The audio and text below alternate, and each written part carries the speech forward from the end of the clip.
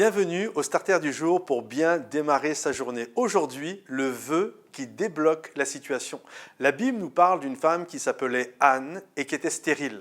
Et la particularité de cette stérilité, la Bible nous dit que c'était Dieu qui l'avait rendue stérile. Et alors que toutes les années, avec son mari, Elkana, elle allait dans le lieu où résidait symboliquement la présence de Dieu. Et là, elle priait, puis un jour, elle s'est mise à pleurer. Elle pleurait parce qu'elle désirait avoir un enfant. Et la Bible nous dit qu'un prêtre qui s'appelait Élie, qui va voir cette femme pleurer, va penser dans un premier temps qu'elle est complètement enivrée. Et puis lorsqu'il va voir ce qui se passe réellement, il va lui dire l'année prochaine, tu vas avoir un enfant. Et effectivement, cette femme a eu un enfant. Et bien sûr, le vœu était que si elle avait un enfant, elle le donnerait à l'Éternel. Et on peut se poser la question, mais pourquoi ce vœu?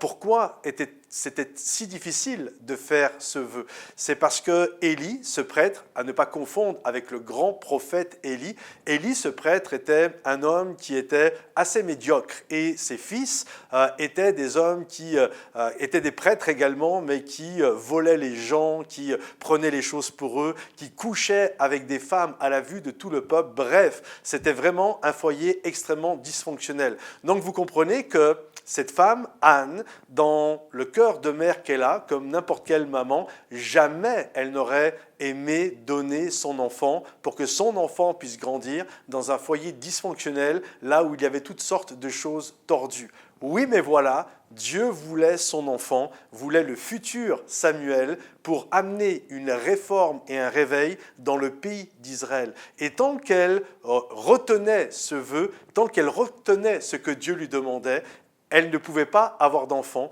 mais le jour où elle a pris la décision de faire un vœu à Dieu, littéralement, ce vœu a débloqué la situation et de ce vœu, elle est tombée enceinte, elle a eu un enfant et par la suite, Samuel a grandi au milieu de ces foyers dysfonctionnels, mais Samuel a été un homme de réveil, a été un homme que Dieu a utilisé puissamment. Et je crois que parfois, il y a des choses que Dieu nous demande, mais nous ne voulons pas. Et tant qu'on résiste, alors il ne peut pas y avoir une grâce et une bénédiction. Mais à partir du moment où on abandonne entre ses mains ce que nous appelons nôtre, dès que nous obéissons à la parole de Dieu, dès que nous faisons un vœu de donner à Dieu ce qu'il désire de nous, alors c'est comme d'un seul coup, le vœu débloque la situation et là où il y avait de la stérilité, arrive la fécondité. Alors aujourd'hui, soyez encouragés, attendez-vous à la grâce de Dieu, obéissez à ce que Dieu vous demande et je crois que vous allez être des hommes et des femmes bénis.